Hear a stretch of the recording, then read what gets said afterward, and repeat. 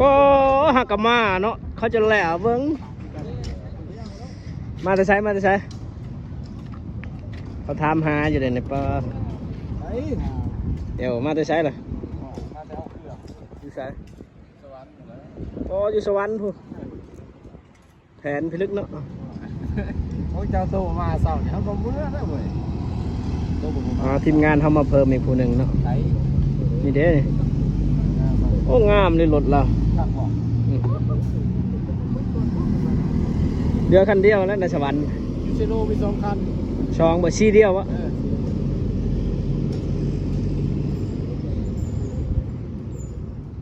เอาทักทายสบายดีเนาะตอนบ่ายวันพุธที่5วันพุธที่4เดือน11 2024วันนี้มาเฮ็ดเวียกคือเก่ามาเลยปรับปรุงเทพื้นสถานที่พักผ่อนหรือว่าคาเฟ่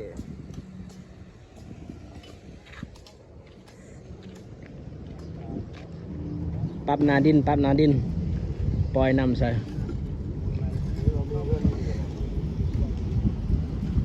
แล้วว่าไอ้ช่างมันเนี่ยแล้วว่ามันเนี่ย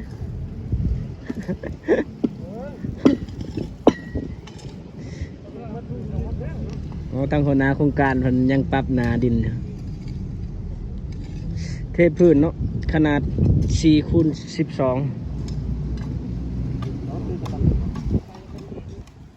ปูเพย่างวะพี่บริษัทบ่เล็กได้ใส่บ่ใส่เล็กชิดทางมันขาดใกล้แล้วตอนนี้สำเร็จไปแล้ว 80%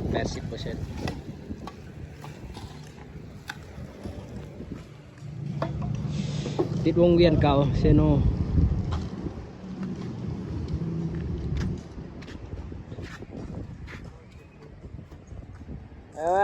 ไปโอ้ยงานโมเดิร์นเลยเนี่ย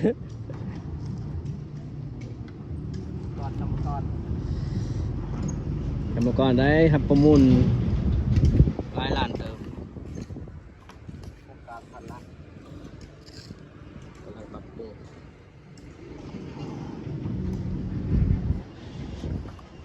ทั้งตอนนี้วิชาการเพิ่นนะปูผายางเนาะวิชาการคำเปล่า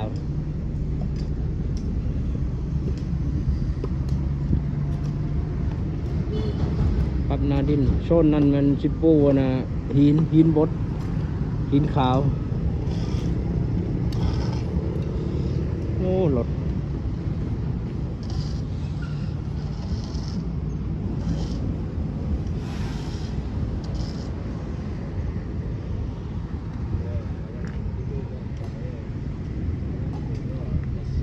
ตัวนี้จะได้ปูกันบ่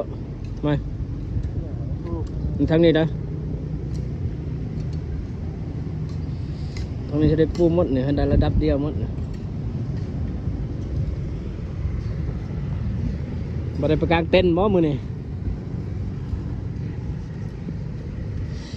บนบรรทัดนะ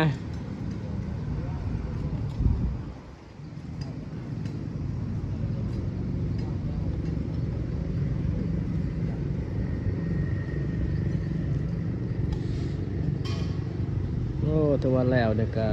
บรรยากาศได้นะเหมาะกับการมาพักผ่อนลมเวียกลมงานอยู่นี่เนาะ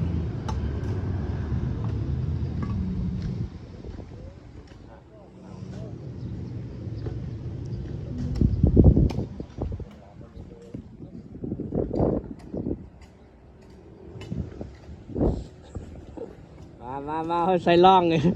ใส่ส้มมืออีกไปคุมงานอยู่กรุงพังนะทำหอมไม้ให้แหละตกไปที่ก็ได้ยินบอกเขาบอกครับน้องใหม่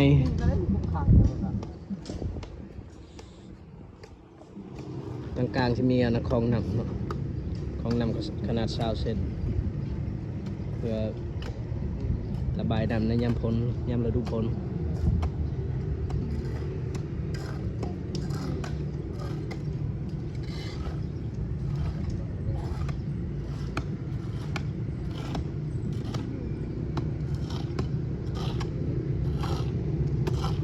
เอาเพชรวาวได้เนาะปึ๊พายางนี่เนาะปึ๊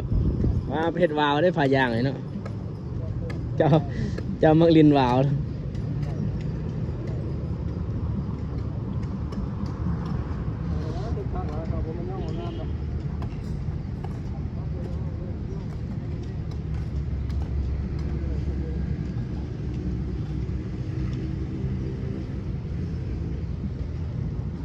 รถนั่นน่ะเลยน้ำมันมือยังปูนเนาะจะแกพี่ช่าง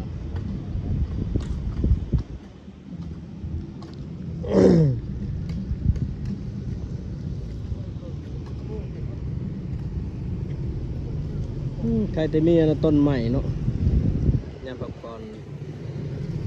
เราก็จะอยู่แถวผมใหม่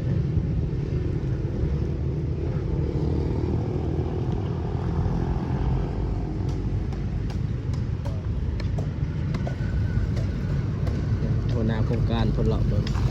ผู้หัดประมูลวงเวียนขอบเขตวงเวียนเก่าเซโนโซนตลาดเก่า